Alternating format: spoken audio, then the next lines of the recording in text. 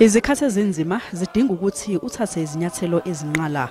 Leyo bekuyingqikithi yomlayezo umengameli weANC abe ubhekise kubaholi beANC esifundazweni. Umhlangano wakhe wokuqala nabaholi besifundazwe lapha waba ngo-2018. Ngesikhathi lesi sifundazwe sisabhekene nesihlava sokubulawa kosombusazwe. Kulokhu-ke iqembu libhekene nempi ehlukile. Lelizwe lidinga ukuhlinzekwa ngogesi.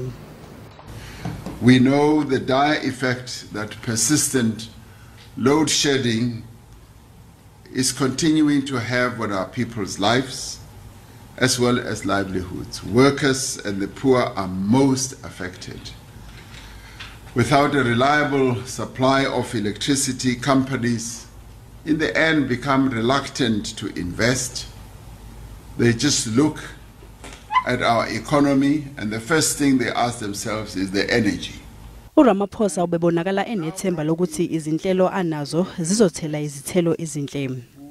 The objective is repair what we've got now, make it work, and two, to acquire more megawatts and put them on the system. So the steps that we've been taking is to improve the licensing, to speed up the licensing. Nakuba amanye amalungu eANC ayengahambisani nokuqokwa kaRamaphosa kwesokungamela iqembu ihlandla lesibili, abaholi beANC baxolisile ngokwenziwa izithunywa zaKwaZulu Natal engqungqutheleni yokukhetha ubuholi ngozibandlela. There are no contradictions. We love each other, we cohere each other, and we plan together as a united force. URamaphosa ugcizelele ubumqoka besifundazwe iKwaZulu Natal bokheha abatshali imali ukuze kuthuthuke umnotho.